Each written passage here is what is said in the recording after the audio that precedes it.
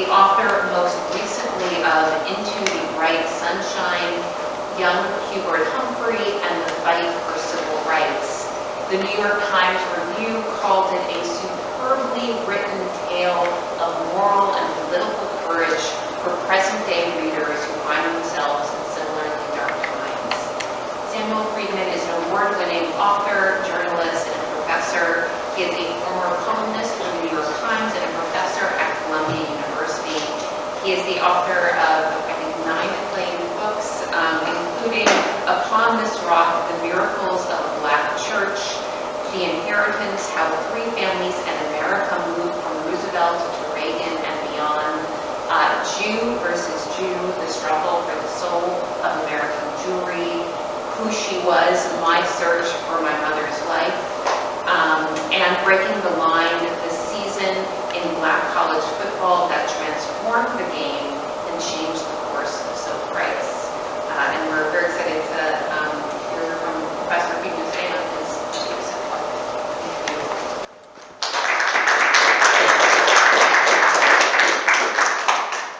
Thank you so much. Thank you all for coming out on what feels to a northerner like a lovely afternoon. I realize you're probably all wearing your hoodies, but to me it felt very nice. And it's wonderful to be back at the University of Florida, where I've been a couple of times in the past to speak or to report the religion column I used to do for the New York Times. Wonderful to get reacquainted with my old friend and one of the great sources of wisdom on Jews and politics, Professor Emeritus Ken Wald, and to get to meet Dr.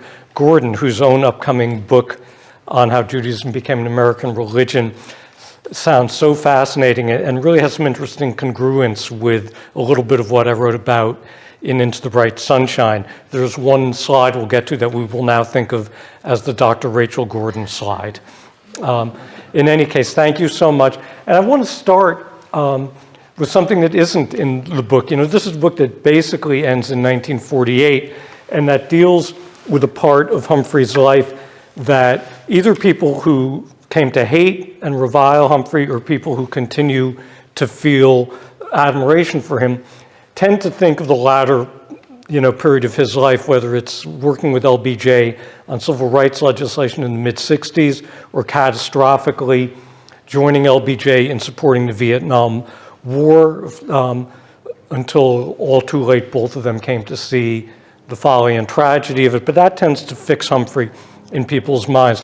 There's a whole fascinating earlier chapter that I'm going to get to in a moment, but one thing that speaks in a way to what I'm going to talk to you about is what I found doing the years of archival work I did for this book. And the scholars here understand, for some of us, how your pulse quickens, as you open folder after folder and see what's awaiting you. And I decided to read a bunch of Humphrey's correspondence for the years even after my narrative basically ends, to see if people who were important in his life would have corresponded in his earlier life, might still have been corresponding with him when he was senator and vice president. And indeed, a couple of people, including a remarkable professor at LSU I'm going to talk about later, came to my attention through those letters. But there was this amazing subset of letters that all consisted of constituents of Humphrey's, mostly Minnesotans, though not all of them, who had gone on trips to Israel. And all, for one reason or another, ended up going into the barbershop of the King David Hotel. And they would write Humphrey a letter saying either, "Dear Hubert," or "Dear Senator Humphrey," or "Dear Vice President, I don't know if you know this, but the barber at the King David Hotel has turned his barbershop into a shrine to you." And Humphrey, having the great people skills he did, would answer every letter as if he did not know this from 20 other similar letters. But it seemed to me that this Israeli barber venerating Humphrey and really apparently, papering the walls of his barbershop with photos and clippings and so on about Humphrey, that was happening for a reason. It wasn't some weird idiosyncrasy or some odd, personal connection he felt. He was understanding something that began in the period I'm going to talk about, which was a connection that Humphrey had to the Jewish people and a commitment he had to fighting on behalf of the Jewish peoples. the Jewish people. And that's the larger story I want to get to.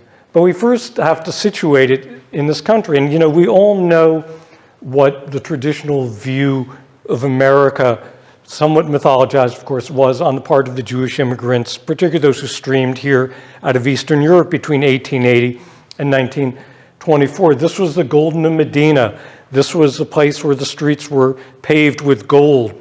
This was the place where at the end of Fiddler on the Roof, based, of course, on the story Shlomo Aleichem was actually writing in that time period, one of Tevye's daughters leaves with her husband to come to America. So this was seen with a lot of justification, we know historically, as this exceptionalist place in the diasporic experience. And, you know, as Jews, we've made it, a wonderful parlor game of our own to talk about the great Jewish achievers of this country. And believe me, my wife, who's a graphic designer who put together this wonderful PowerPoint for me, my wife and I had a tough time figuring out, who to put on this particular slide, because there are so many choices, but we came around to Philip Roth and RBG, Steven Spielberg, Sandy Koufax, Barbara Streisand, all of these emblems of Jewish achievement in this country, and all of them people who also really passed into the broader culture, were accepted in the broader culture as well. But there's always been, as we've learned in some recent ways since October 7th in particular, even in this country, there are also ways in which we continue to confront resurgent anti-Semitism and Jew hatred. And we've seen it in the conspiracy theories about George Soros, the play on these ancient canards about Jewish control of banking and world politics and schemes of world domination. The Unite the Right rally, where the marchers chanted, "Jews will not replace us," that whole idea of replacement theory, that was what, if you can use the word, inspired the attacker at the Tree of Life synagogue to slaughter Jews at worship, because he thought it was this conspiracy of Jews arranging to bring non-white people into the country to spoil the blood of America. And we know about that last photo on the page too. And yet these battles are not new. We know that all too well also. And they've come up at different times in different places, even in exceptionalistic America. And one of the places where it came up, and one of the least likely places in certain respects, was Minneapolis, Minnesota. And the person who took on the challenge of confronting Jew hatred in that time, at that place, was an unlikely person to do so. And that was Hubert Humphrey. And you have to grasp what Humphrey was up against, you have to forget anything you think you know about Minnesota and Minneapolis being this blue state or this blue city, progressive, sometimes even to a fault. You have to forget about this idiom that you may have heard called Minnesota nice, which actually, by the way, doesn't mean nice. It's really a term for being passive-aggressive. It means don't really tell someone what you think, pretend to be nice. But in any case, the Minneapolis that Humphrey came to begin his public life in 1940 was nothing like that. It was one of the capitals of racism and anti-Semitism in this country. Remember, Minneapolis was the hometown of Charles Lindbergh. Charles Lindbergh, the leading voice of the isolationist movement and the America First Committee in this country, the man who in his notorious speech in Des Moines, Iowa in 1941, just a few months before Pearl Harbor, said that the only people who wanted to get the United States into the war were the Roosevelt administration, the British, and of course, the Jews. And then you have these gentlemen here in their logo gear.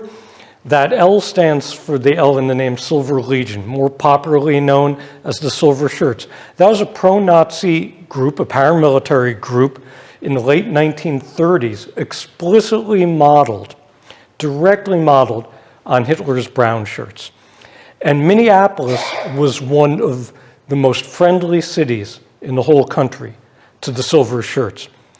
A senator from Minnesota, Ernest Lundeen, who we later found out partly through Rachel Maddow's podcast Ultra and her book Prelude, Lundin had his speeches written for him by a Nazi agent. That's not a rumor, that's a documented fact.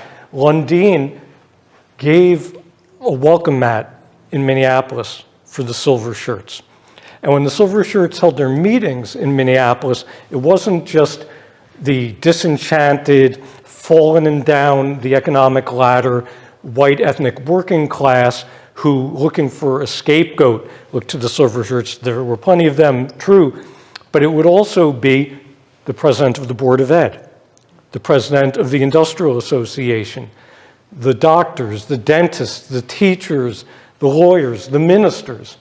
And speaking of ministers, the religious tone in Minneapolis at that time was set by this man, Reverend Dr. William Bell Riley.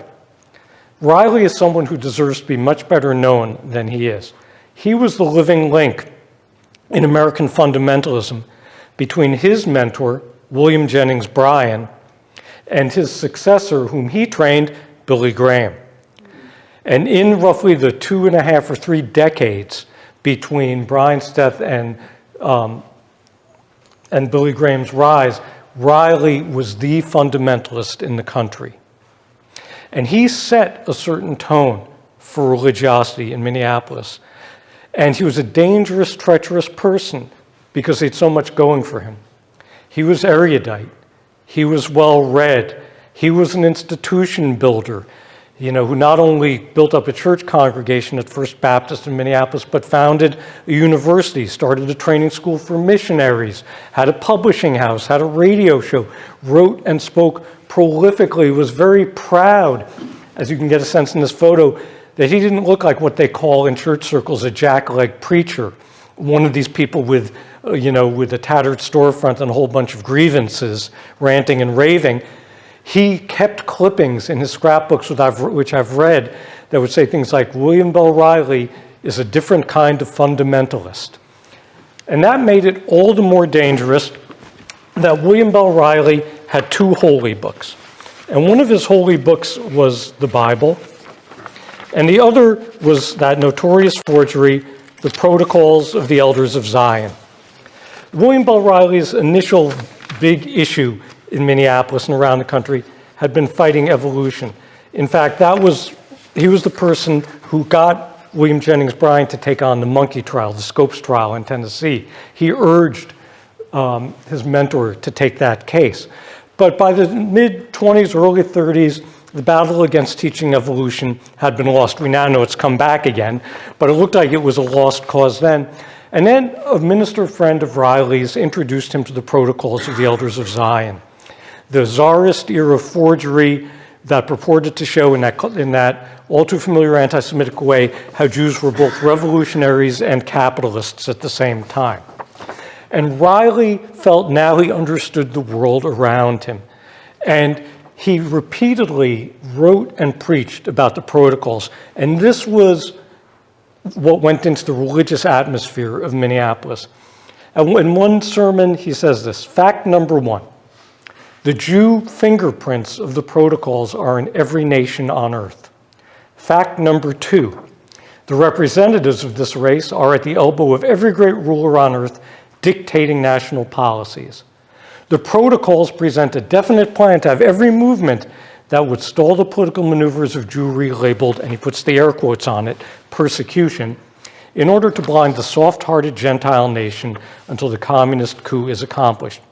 Now, there's a Jewish lawyer in town who actually, understanding how dangerous Riley was because he was such an establishmentarian in many ways, wrote to him and said, people respect you. How can you be, putting these lies and conspiracy theories out into the public square this way?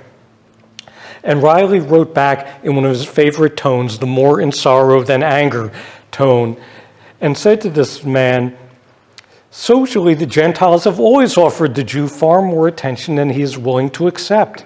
And politically, we've given to the Jew in America every right accorded to native-born Americans. And here's the key sentence. Why then has he become so unpopular in this country? It is my profound conviction he has nobody to blame for it but himself. That was the atmosphere in Minneapolis. And Dr. Wald was mentioning earlier to me, the DFL, the Democrat Farmer Labor Party, which was in many ways the great liberal party, before the merger just the Farmer Labor Party in Minnesota, and you might have thought maybe they were the counterweight to these attitudes. Not so. They were, at their best, oriented purely on issues of economic class and indifferent to issues of discrimination against blacks or Jews or Catholics, but at their worst participated. Jamie Raskin, who many of us know in Congress now, had a great uncle who in the 1930s was the only Jewish member of the Minnesota legislature, with the Farmer Labor Party, of course, represented a district in the North Side Jewish ghetto in Minneapolis. And the party one summer was going to have its annual convention, and in true Minnesotan fashion, they're going to have it at a resort on a lake, on one of those 10,000 lakes. And Raskin's great uncle finds out that very typically it's at a resort that has an anti-Jewish covenant, a restrictive covenant. And he brings this to the attention of his own political party, the supposed liberals in the state and in the city. And what do? They have the convention there anyway, when he can't even stay there and fully participate in it. So that was what was going on in Minneapolis. And it was a kind of a wraparound structural anti-Semitism beyond even things that we're familiar with from other places. This will sound like a joke, but it isn't. That building on the left there is the AAA headquarters for Minneapolis. A Jew could not belong to AAA in Minneapolis, not even AAA. I read an account of a rabbi who applied for membership and was told, you should go to St. Paul. They'll accept your people. And this was the Minneapolis Club, the fanciest club in town. Of course, no Jews allowed. And hospital privileges and so forth. At the University of Minnesota, the president of the university ordered the dean of students to keep a census of black and Jewish students. And on the assumption that all the Jewish students must be Bolsheviks, must be communists, they were reported to a right-wing political operative stealthily by the dean of students. So this was not typical, and the great muckraking journalist Carrie McWilliams would later, during Humphrey's mayoralty, write an article called Minneapolis, the Curious Twin, of course, comparing it to its other twin city, St. Paul. And I don't know how many of you have spent any time in the Twin Cities, but in some places, Minneapolis and St. Paul are divided by the Mississippi River, but in other places, it's just you cross the street. One side is Minneapolis, the other side is St. Paul. But St. Paul was a city that had Catholic plurality in a part of the country that had a Protestant majority. And those Catholics in St. Paul understood they needed to make political alliance with the blacks and Jews in town. And it didn't make paradise, but Jewish and black existence in St. Paul was markedly less fettered, markedly less oppressed than it was right across the street or right across the city in Minneapolis, where Scandinavian, German, British Isles Protestants held such a demographic majority that they saw no need to give any minority group any quarter, and they sure didn't. Meanwhile, Humphrey is the least likely person on the face of the earth to be the one who's going to take on these issues, because Hubert Humphrey grows up in a place that's also incredibly insular. This is Doland, South Dakota. That's a few years before Humphrey is born in 1911, but population about 500 when Humphrey's growing up there in the late teens and the early 20s. It's a town that was set up by the railroad company, so there would be a train stop from which farmers would send their grain to the mills in Minneapolis, and other farmers would send their livestock to the stockyards in St. Paul to be slaughtered. It was purely a mercantile enterprise. It was out 250 miles west of Minneapolis in the middle of the fields. And it had been settled almost entirely also, like a miniature Minneapolis, by Scandinavian, German, British Isles Protestants. What they considered a minority in and around Doland was a town 10 miles away composed of French-Canadian Catholics. And if you think it's sort of, improbable that anyone would think of them as minority, consider the fact that the Ku Klux Klan would periodically go to that town named Turton and burn crosses outside of town, just to let the Catholics know how tenuous their existence was. Well, Humphrey's family ran the drugstore in town, and for a while they were prosperous. Grain prices were high, And the Humphreys had the fanciest house in town. You know it's the fanciest house in town because 1,000 miles from any ocean, it has a widow's walk. So you don't indulge in that kind of affectation unless you've got some money to burn. And Hubert Humphrey, had he grown up there and had he stayed there, or even had he stayed in Minneapolis where he went to college, where he started college, before, and then when the Depression hit, left for 5 years as his family lost their drugstore, lost their home, had to move to another town to start over, went back to finish college in the late 1930s, but had his life been in Doland and in that version of Minneapolis, he wouldn't have become the man we're going to meet subsequently. He would have been a New Dealer. He was a New Dealer because he saw what FDR's New Deal programs did to relieve the miseries and the dispossession of his own family and the people around him. But he would have seen the world in the conventional New Deal way. And the reality is, Humphrey, when he was going to the University of Minnesota and living in Minneapolis during his first period of college, 1929 to 31, his second period of college leading to his bachelor's degree, 1936 or 37 to 1939, was for various reasons oblivious to the racism around, oblivious to the anti-Semitism around. And he never would have been alerted to it had he not had the coincidence of getting a graduate offer from LSU. So when he graduates with his bachelor's degree from the University of Minnesota in May of 1939, he's 28 years old, he's married, he and his wife Muriel have a baby, there'll be other kids on the way soon. He wants to go to grad school, but they need money. Muriel can't keep working full-time as she'd been because she's a baby. Going into grad school, Humphrey doesn't know if he can continue working part-time in drugstores as he'd been doing. And one of Humphrey's mentors at the University of Minnesota gets a letter from a professor friend at LSU. And notwithstanding your SEC sense of competition, let me just say that whatever you think about LSU academically these days, LSU at that time was sort of the good part of Huey Long's legacy. Huey Long, super complicated political figure, dictatorial in many ways, craven in many ways, but also someone who put some of his political skills and muscle into the public good. And part of that was taking LSU, which was a second or third or fourth rate public university, and pouring resources into it to make it respectable, including recruiting some top-notch faculty. Now, Long had been assassinated by the time Humphrey goes to LSU, but that version of LSU was very much in place and thriving. And so this professor who'd been lured away from the University of Indiana writes to his friend at the University of Minnesota and says almost in so many words, hey, I've got $400 if you know any Yankees who will come down to Dixie for a year. Now, $400 in 1939 is about $8,400 now. So this is a really significant amount of support for Humphrey, and for that reason alone, he goes to LSU. And that's the year that changes his life. That's the year that makes him the advocate for the rights of the oppressed, who we come to know. Because three things happen during that year. Number one, Humphrey lives around black people for the first time in his life. Baton Rouge is about 1/3 black, and where Hubert and Muriel and their daughter Nancy live in downtown Baton Rouge is separated from the LSU campus by 1.5 miles, and in that 1.5 miles is the main black neighborhood of Baton Rouge, called either variously South Baton Rouge or the Bottoms. So every day Humphrey's going back and forth through the black neighborhood, and he's seeing Jim Crow in action. He's seeing all the elements of enforced de jure segregation, and just a basic decency in him is being appalled by it. But the second thing that happens is he makes Jewish friends for the first time in his life.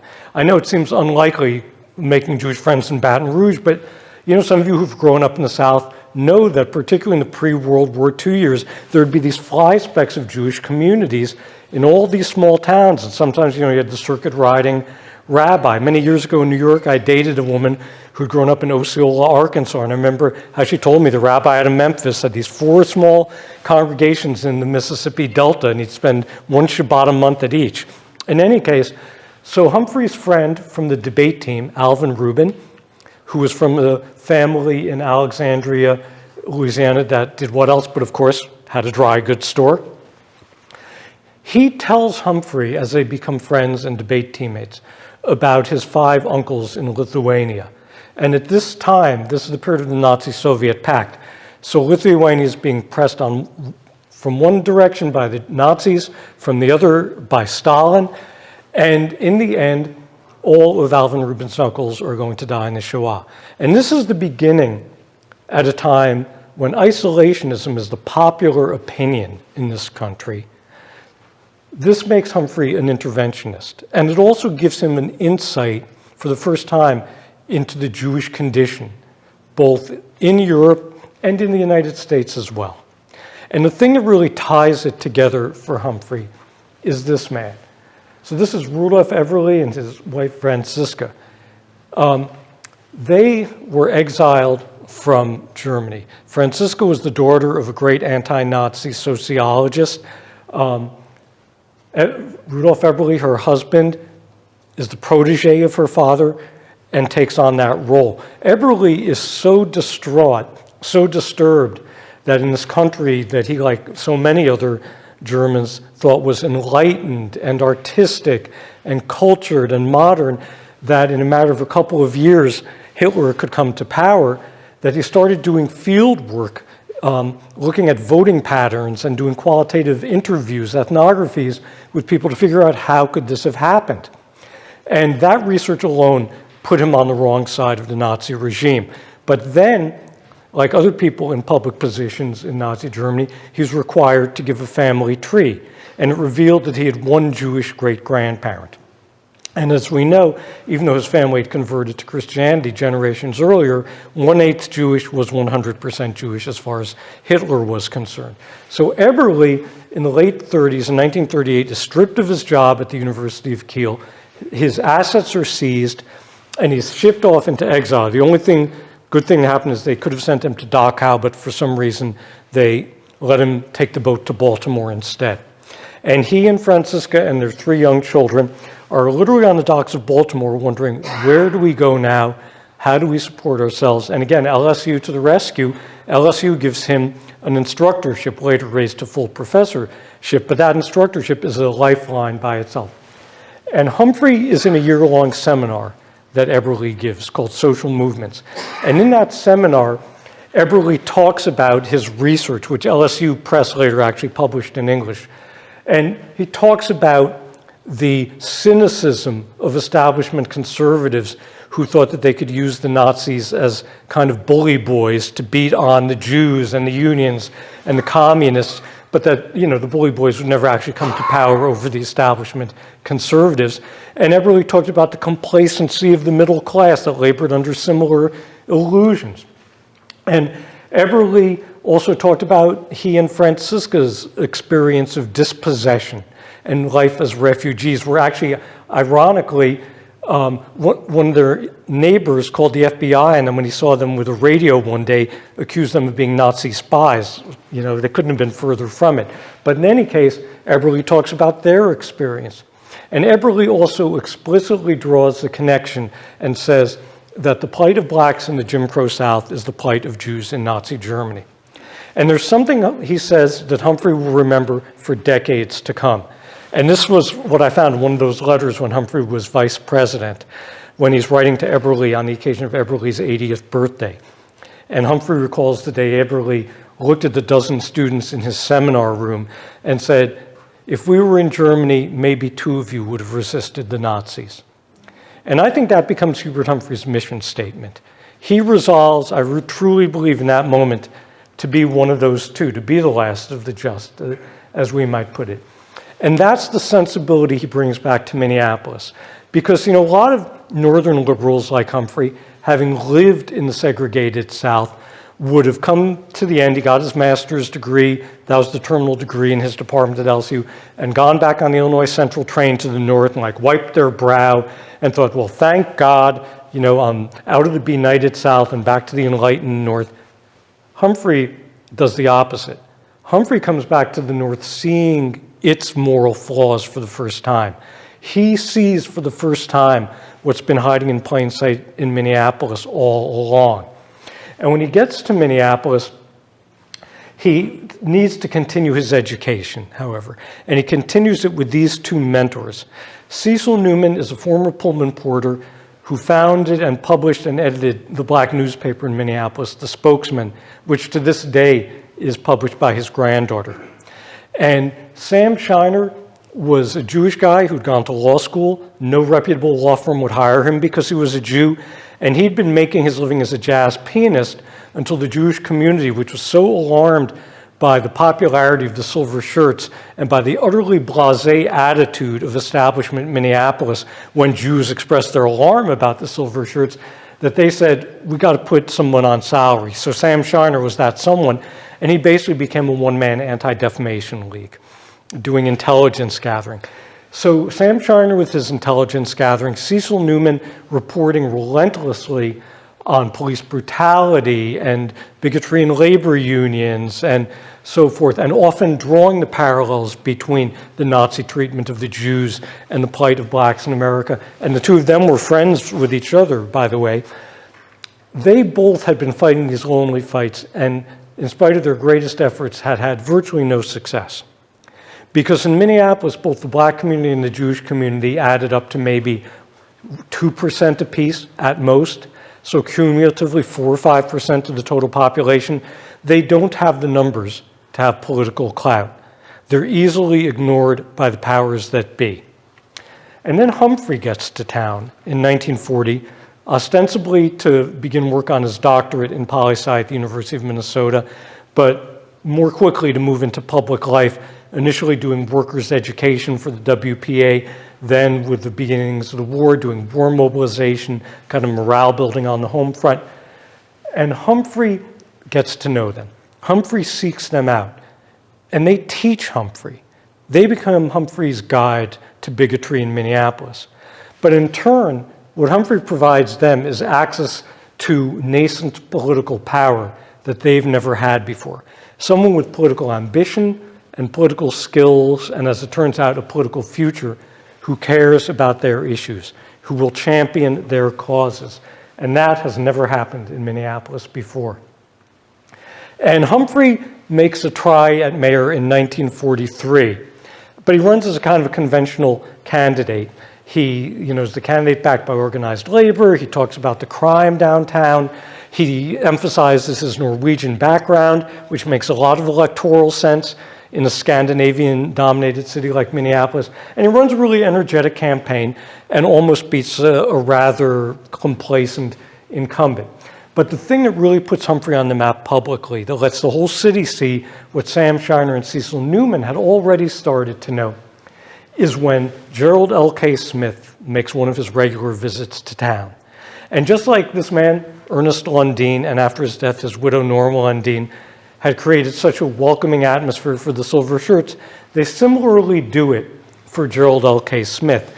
And Gerald L.K. Smith was in some ways the Trump of his time. Someone who could present a deformed form of populism. Smith began actually as an ally of Huey Long in Long's populist days, and after Long was killed, Smith went and kind of basically sold his services to a lot of big industrialists, ultimately in Michigan, including Henry Ford, and pretty much said, if you'll back me financially, I'll be your fist against organized labor and the Jews and the left, which is what he did. But his way of doing it was to present himself as the champion of the working man and woman, as long as that working man and woman was a Protestant, a white Protestant. And he would come regularly to Minneapolis and give speeches and be avidly received. He founded the America First political party. His platform included sending blacks back to Africa and quarantining and sterilizing Jews so they would gradually die off. And in 1944, he comes to town because he wants to give a speech at the municipal auditorium, and he needs to get the approval of the city council. And this becomes a gigantic issue in town. And Humphrey speaks at that meeting. And what Humphrey says to Smith completely, as kids today would say, bugs him out. It gets under Smith's skin such that Smith bears a grudge against Humphrey for the rest of his life. And what Humphrey says, and keep in mind Smith is an ordained minister and always presented him as this exemplary Christian, himself as an exemplary Christian, Humphrey says of Smith, "You can't be a good Christian and hate Jews because Jesus was a Jew." Now, these days, it seems like stating the obvious to assert the historical Judaism of Jesus. That's widely accepted.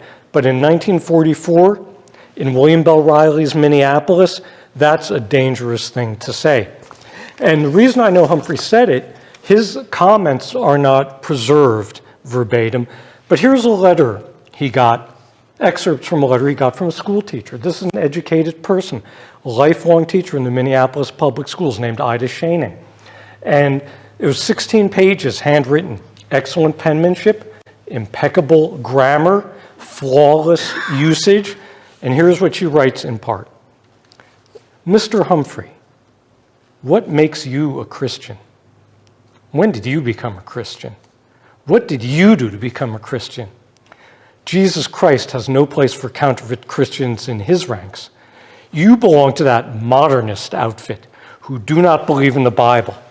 The modernist preachers who've reduced Jesus the Christ to a mere man, putting him in the same place where the Jews have placed him. Mr. Humphrey, everyone who knows the Bible knows that Jesus was not a Jew. Jesus is God's only begotten Son. Certainly no one would have the stupidity, underlined for emphasis, the stupidity to say that God is a Jew. Mr. Humphrey, if Jesus is a Jew as you claim, then pray, why don't the Jews bestow a bit of their brotherly love on him? Answer me that. What's more, it is just about time that this anti-Semitic bugaboo were dragged out into the open and exposed for what it is, a big lie, cooked up by the Jews themselves." So that exchange, that encounter, really puts Humphrey out there more publicly than ever as the person who's going to stand against hatred in Minneapolis. And again, we don't want to exceptionalize Minneapolis. We need to contextualize, because this is happening against the backdrop, of course, of the unfolding Shoah. This is happening as the reports and the newsreels and the photographs are starting to come back to the home front. And that's, in fact, very much what's in the news when Hubert Humphrey is running for mayor a second time in 1945. And, you know, the other thing that's happening at the other end, and this is my official trademark Dr. Rachel Gordon slide, is as the GIs are coming back, there's this movement afoot in the United States to redefine what it is to be an American. There is what I think of as this magic moment in popular journalism and popular culture between about 1943 and 1948, when in a variety of ways the message is going out that this is going to be an inclusive country. And it happens in all sorts of ways. It's the story of the four chaplains, a Reform rabbi, a Catholic priest, two Protestant ministers, who go down together with the GIs, with the sailors who are killed, and some who they helped save on the USS Dorchester when, in early 1943, when the Nazi U-boat sinks it off the coast of Greenland. And that story was so told as kind of a founding myth, a true life myth, but with the power of myth, of what's mistakenly called the Judeo-Christian tradition, because it wasn't a tradition. As we know from Deborah Dash Moore's great book, G.I. Jews, that was invented for wartime morale. That's how far back that tradition goes, World War II. And so with their postage stamp, and there's later actually a Bible for chaplains in the military that was officially sort of branded with the story of the chaplains, that was part of it. And Frank Sinatra's song and film, The House I Live in which in that film, as if it's right out of Minneapolis itself, you see a gang of obviously white Protestant kids chasing a kid who's clearly Jewish up and trapping him, ready to beat him, when Frank Sinatra steps out of the recording studio and to get a smoke and interrupts the fight and lays into them in the language in this 15-minute or so film and says, "You're like Nazis." It's unstinting. And in the song that he then sings, also called The House I Live in, is an emblematic line of the pop culture of this period when Sinatra sings, and by the way, these lines were written by Lewis Allen, the pen name of Abel Meeropol, who also wrote the anti-lynching anthem, Strange Fruit. the lines are, all races and religions, that's America to me. That's a radically inclusive proposition. And so all of this is in the air as Humphrey is running the second time in 1945. The pop culture that's saying this country isn't just a WASP country. The newsreels and articles that are indelibly showing what the logical extension of anti-Semitism is. And even right there in the home front, you would think if there was ever a time, because of those things, when you wouldn't have an upsurge of Jew hating, it would be then. But actually not so. Simultaneous with all that, there's a series of attacks on Jewish young people in North Minneapolis all through the spring of 1945. And their cars are being forced off the road by other cars. So they get pushed through plate glass windows, and then their attackers stand over them saying, "Show me some of that Jew blood." They're beaten and forced to give the Heil Hitler salute. And one night that April, there's a big meeting, a communal meeting at the junior high school in the Jewish neighborhood. 2,000 people show up, huge turnout considering the overall size of the Jewish community in Minneapolis. And the incumbent mayor and his police chief are there, and they say what they always say, which is, this is just, teenage hooligans. Don't take it so seriously. Don't get so bent out of shape about it. But one of the rabbis who's there says directly, and this is almost verbatim, is this what our sons have been dying for? And Humphrey steps in and says, not only is this not teenage hooliganism, this was predictable. He says, this city has been warned repeatedly over decades about its problems of anti-Semitism and racism, and it has swatted those concerns away.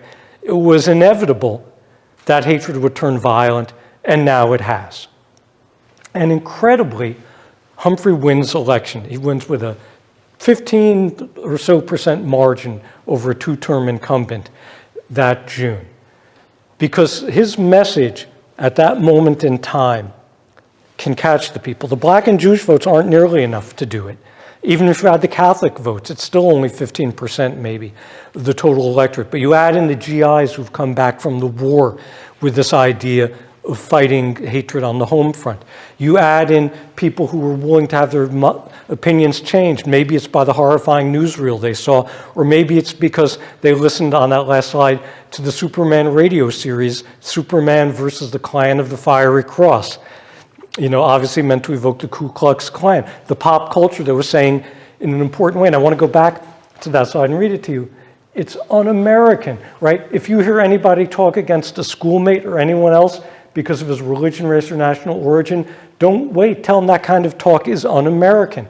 That frame makes a difference when people go to the polls. And when Humphrey is elected, he understands you need to do two things. You need to change laws, and you also need to change minds. And he initially goes out just trying to change the laws, and he introduces a fair employment law. He moves against discrimination in housing. He takes on police reform. But Minneapolis had what's called a weak mayor system, which means that most of the political decision-making power rested with the city council. And the city council was not interested in moving forward. They blocked Humphrey. And then he realized, to force the council's hand, I've got to change public opinion. And one way he does that is he scavenges enough money to pay for what he calls citizens' committees that will take up these issues. But the most audacious thing he does is he brings in this man, Charles Johnson, an eminent sociologist from Fisk University, the HBCU in Nashville, that would later educate John Lewis and Diane Nash of the Freedom Movement. And Charles Johnson would often be brought into cities after they had had a race riot to try to explain why it happened. For instance, after Chicago's Red Summer, red as in blood, not as in communism, riot in 1919, Chicago later brought in Charles Johnson. He made a bunch of observations and recommendations, most of which were ignored. But Humphrey has a different idea. Don't wait for the riot.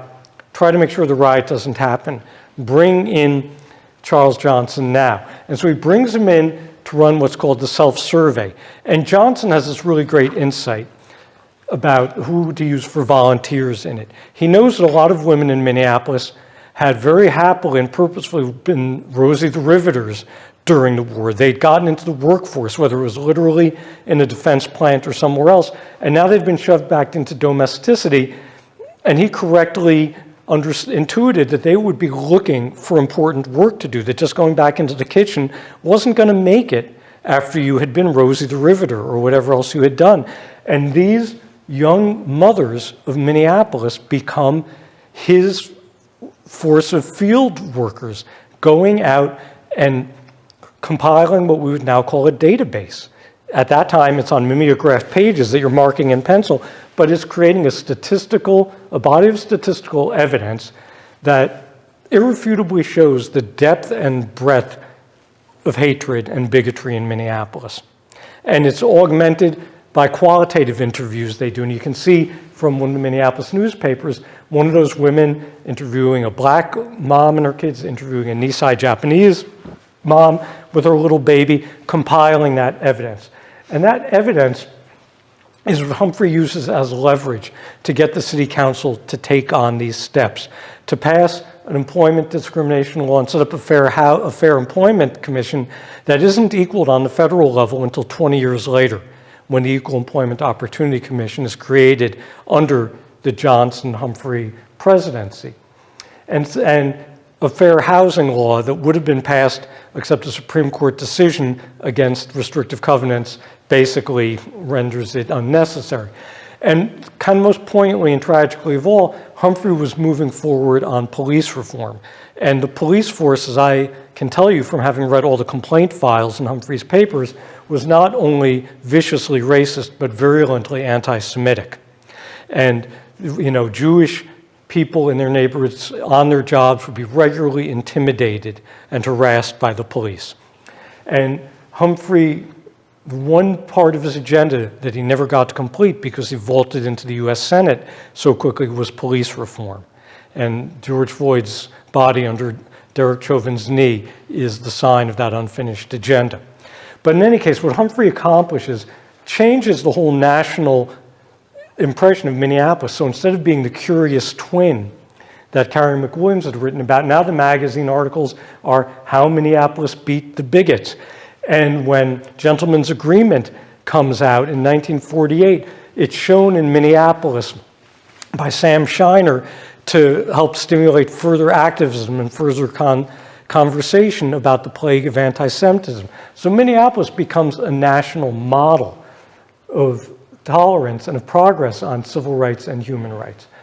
But you have to understand that even with all the popularity Humphrey had, this was still dangerous stuff. We may think in 2024, or maybe not, that passing an employment discrimination law, passing law against restrictive covenants, sending the police for human rights training, what's the big deal? What's so risky about that? Well, one thing almost no one knows about Humphrey is he almost paid for this with his life. One night in February of 1947, right at the time the self-survey is starting to roll out and be done, right at the time he's resubmitting his package of civil rights and human rights laws to the council, he comes home one night, typical night on the mayoral rubber chicken circuit. It's about midnight. Now, Humphrey had already been getting hate mail, and his really terrific police chief, Ed Ryan, had already in one previous instance warned Humphrey of a serious assassination attempt and intercepted it. And that night, you know, they made sure Humphrey and Muriel, who were out to dinner, came home with a police escort. And from then on, for months preceding this February night, Humphrey every night is driven home in a police cruiser, and the officer who drives it carries sidearms. But this night, it's late. Humphrey has a couple of the city council members in the car. With him being the nice guy he is, he tells the police officer, "You don't have to walk me to the front door tonight. It's okay. You know, just take the other guys home." As he's walking up his front walk, one weird thing, the street light closest to his front door is out. That's weird. So he leans over into the front door and he's kind of working his keys, trying to get the front door lock open. And as he's doing it, 3 bullets whiz by his head. Muriel had been up, waiting up for him, because often, she was, by the way, brilliant, it's a whole other lecture, politically astute, companion at marriage, amazing. But they often talked politics after he came home late at night and the kids were in bed. So she's up waiting, and she heard the key in the door and pulls it open, and then sort of realizing something had happened, bundles him inside. And Humphrey says foolishly, why would anyone want to kill me? Well, plenty of good reasons if you're, of a certain political mindset. But then Humphrey and Muriel try to figure out what just happened. And Muriel realizes she heard, first of all, it sounded she thought it was a car backfiring. And then she realizes their pet dog, Tippy, had barked right at that time, just before the backfire. And they theorized that Tippy's barking had thrown off the concentration of the would-be assassin. And that's the only reason Humphrey didn't get shot that night. And another strange thing, soon after that, Tippy vanishes. And Humphrey, in a way that you couldn't possibly do it now, manages to keep the word of the assassination attempt out of the newspapers for 6 weeks, while the police continue to work the case. And they ultimately find this young fellow, Maynard Orlando Nelson, who was a follower of Gerald L.K. Smith.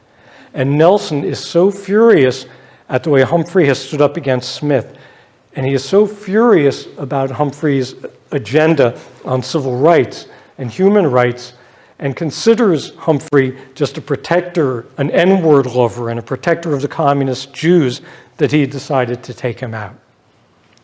And when the police arrest Nelson for some other charges as well, what they find in his home are guns. Of course, what else would neo-Nazi have but a Luger, the German firearm, guns, knives, brass knuckles, a map of World War III, and correspondence with a white supremacist group based in Georgia called the Colombians.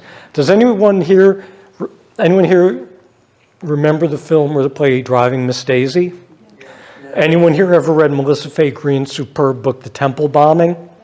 Then you know the story of the Reformed temple called The Temple, in a bit of arrogance, but anyway, The Temple in Atlanta, and that was blown up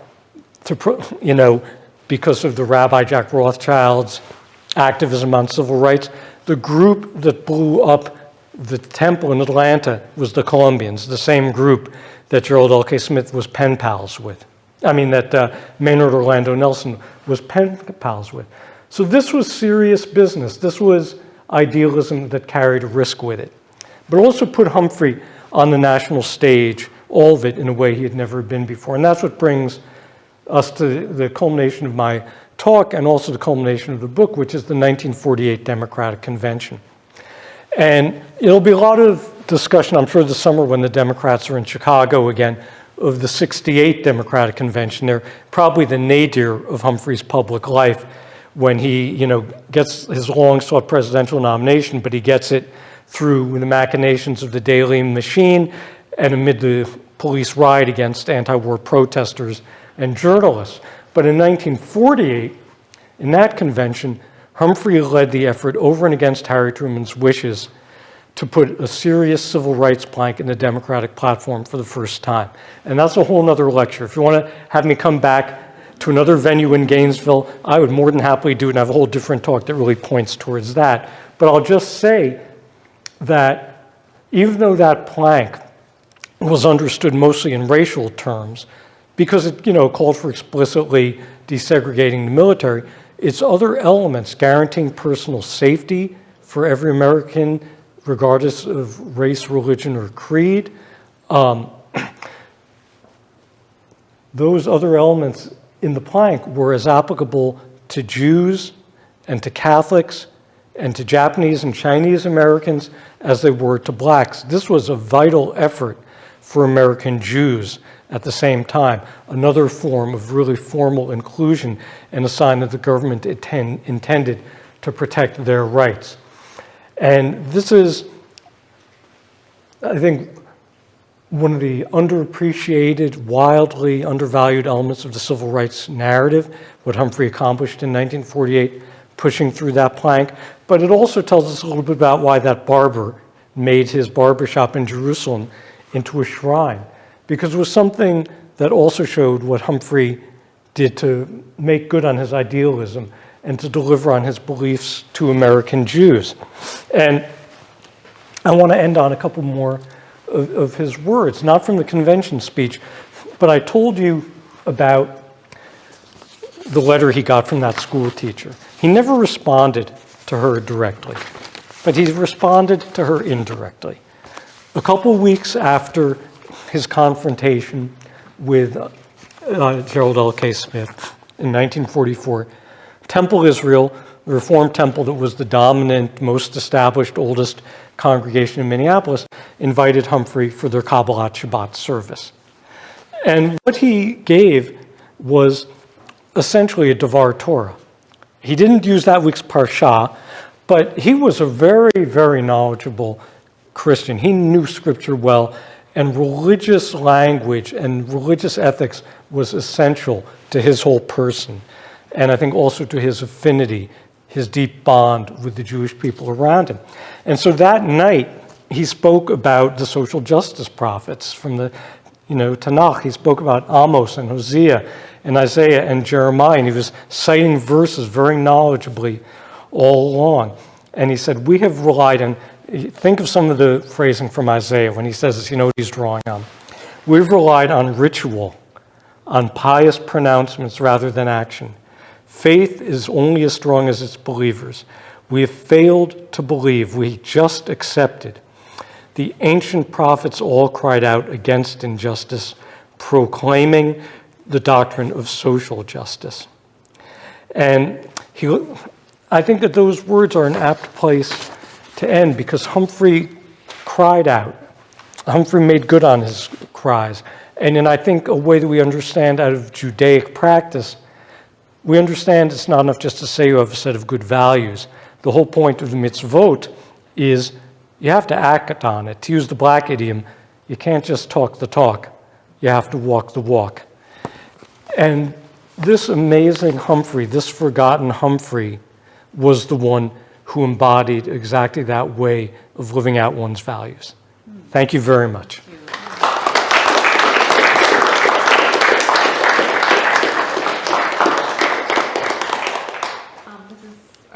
If you want to call in your own question. Sure.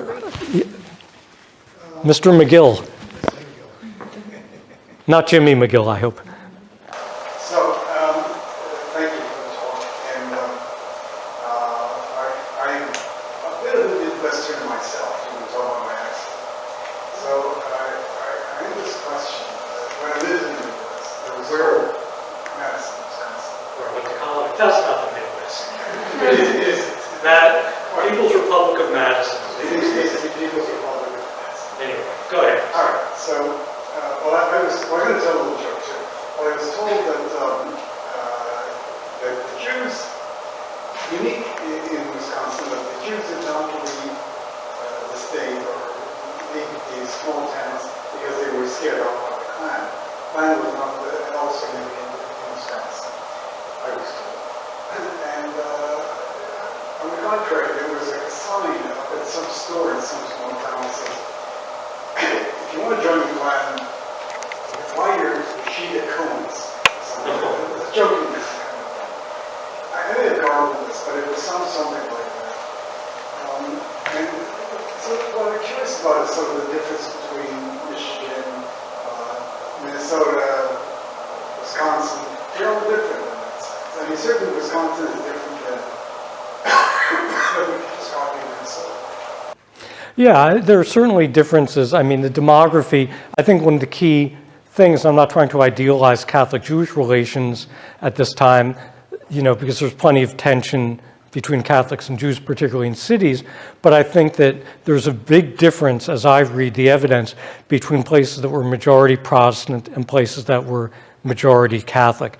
That Catholics, even if they were majority in certain cities or even in certain states, were acutely aware of themselves being seen as aliens and outsiders in this country and had pragmatic reasons to ally, particularly politically, with Jewish populations. That doesn't solve, that's not a panacea, but it's very different from the situation where you had Protestant majorities. And of course, it also depends what was happening within Protestantism, because one of the fascinating things that's in flux during Humphrey's life is what will be the dominant voice of Protestant America. There's this struggle going on, which Humphrey is very much a participant in, between the nativist, insular fundamentalism of people like Bryan and William Bell Riley and so forth, and what's called the social gospel. And the social gospel Protestants also believed in inerrancy of text. They're in some ways as fundamentalist as the fundamentalists when it came to believing that text was God dictated. And they were as abstemious. They also were in favor of prohibition and so on. But the big difference is the social gospel Protestants really came out of the Methodist movement and later, Congregationalists, American Baptists, as opposed to the Southern Baptists. They adhere to this idea that to be a true Christian, you should work to better this world. Their phrase was, build the kingdom of God on earth. That was the actual language they used. They talked about the kingdom of God on earth. And how do you do that? In their eyes, you work with organized labor. You do interfaith work. You do interracial work. And Humphrey was exposed to a lot of that, by the way, as a young man. And by the time you get into the war years and the post-war years, the social gospel form of Protestantism is wrenching control until, I'd say, the 70s, the 80s, of Protestant America from the fundamentalists. And that may mean that it makes less of a difference down the road which parts of the Midwest are more Protestant and which parts are more Catholic. I think another thing that made a difference is the types of labor unions that were present in different places. One of the great hypocrisies in Minneapolis was that, as I mentioned in the story about Jamie Raskin's great uncle, but in the labor movement, in the liberal parties, they were as intolerant in many ways as the conservatives and the reactionaries were when it came to Jews and blacks.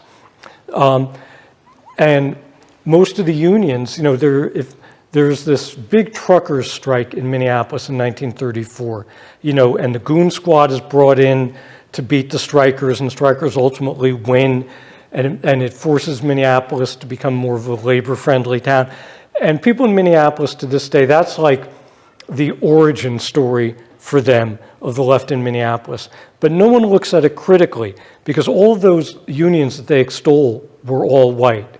And they were so blind to their own bigotry that they go and celebrate their victory at the strike by having a dinner at a hotel that was segregated. Right? So, whereas in Detroit, the UAW under Walter Reuther is this, glittering example of an interracial, interfaith union that's a force for all kinds of trans-religious, trans-racial organizing. And I think if you think of what makes Michigan different, a lot of it, even to this day, is the effect of the UAW. Milwaukee had this great history of socialist mayors, what they called sewer socialism, because they weren't talking about class struggle, but they were talking about public ownership and, excellent public utilities and public works. And a lot of it, still shapes physical Milwaukee to this day. But even the sewer socialists, Milwaukee was a hyper-segregated city at the same time. And there's a reason that Wisconsin, for all of its great liberalism, could flip back and forth, between people like La Follette and Joe McCarthy and, William Proxmire and Scott Walker and Ron Johnson. So you're right that there are variations, but those are, at least in my view, some of the reasons why. We would digress to his campaign going for the presidency. And we know a lot more about that. What I don't understand is this, I don't hear that. Here's a very highly intelligent man. LBJ decides not to run again because he's made this terrible mistake of supporting Vietnam War. Hubert Humphrey, instead of breaking away and trying something else, does the same thing, joins the bandwagon to support the war, gets defeated, loses, I don't know, 48 states, whatever it was. But what was he thinking when he did that? What was he thinking? No. A reasonably intelligent man that a stupid mistake. I think there are two, yeah, I think there are two parts of that. That's one of the vexing questions about Humphrey's public life. One part, which I think people don't totally grasp, even defenders of Humphrey, is that he was a cold warrior. I'd really have to go down the rabbit hole of internal Minnesota politics, which I won't, to answer this question, but make a very long story very short. There had been in Minneapolis serious friction, really bitter, vicious infighting between the Popular Front, communist adjacent part of the DFL party, and the anti-communist liberals like Humphrey. It was a real thing there. And Humphrey overinterpreted that one experience. It was very idiosyncratic, something really endemic to Minnesota and its own quirky political history. But Humphrey, I think, interpreted that in a way that made him a soft touch for the Red Scare. He voted for the McCarran-Walter Act, very shameful vote, and made him a soft touch for the so-called domino theory. So he did find it possible to talk himself into it. But the other part is he was loyal to a fault, and he wanted to be in LBJ's good graces, and he wanted to be a loyal vice president. And one of the tragedies we know from the White House tapes is LBJ, as early as like 64 and 65, is talking to his mentor, Senator Richard Russell, whom he called Uncle Dick, even though he, to LBJ's great credit, was willing to throw him under the bus to get civil rights passed. But he's talking in the Oval Office to Uncle Dick, Richard Russell, and telling him this war is a mess. This is, going to end up coming to ruin, and I can see it now. And Johnson knew it, but he was so paranoid about the Kennedys are going to say I'm weak if I pull out, that he escalated and escalated. And yet he also was willing to punish Humphrey when early in Johnson's presidency, Humphrey did take part in an internal report to Johnson, basically saying this war can't be won. In spite of Humphrey's own Cold Warrior sensibilities, he could see a losing war when he recognized it, but Humphrey wanted to be loyal, and Johnson was willing to go against his own gut. And it just, you're right, it left Humphrey in a position where, like Johnson, only at the very end of the 68 campaign cycle did he come out for peace talks. Did it make clear that he would have ended the war, which he surely would have. Johnson, had ordered a bombing halt. But do you all know about Nixon's dirty trick in 1968? Okay, so Nixon, in the waning days of the campaign, was worried Humphrey was gaining ground once he came out in favor of peace talks. And Nixon, through someone who had been an associate of Chiang Kai-shek's, gets to the president. I can't remember if it was Key at that time, Nguyen Cao Key maybe, whoever was the president of South Vietnam, does this back channel reach out to him and says, hey, if you pull out of the peace talks, I'll give you a better deal when I'm president. And South Vietnam pulls out of the talks before they really even get started. And that robs Humphrey of little of that energy his campaign was getting at the very end. And the other thing is that J. Edgar Hoover, since he spied on everybody, J. Edgar Hoover was wiretapping Nixon just like he wiretaps everybody else, and finds out about this and gives the evidence, gives the taps or the transcripts to Johnson and Humphrey and says, like, look what I found. And Johnson and Humphrey, in a way that's in some ways foolish, in other ways amazingly idealistic, decide not to go public. They feel like this is going to erode people's faith in democracy. It's going to look like we're pulling a stunt to win the campaign. Let's just try to win the election without revealing this, and they choose not to.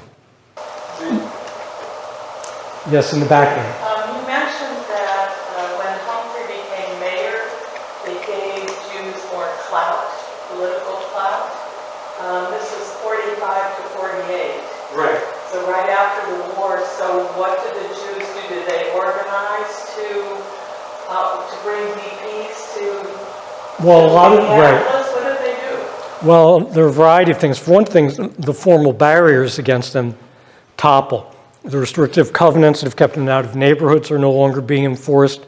They're getting into parts of the workforce that they haven't been in. They're getting hospital privileges. And in fact, Humphrey was very instrumental in forcing that issue by helping to create a Jewish hospital, Mount Sinai Hospital in Minneapolis.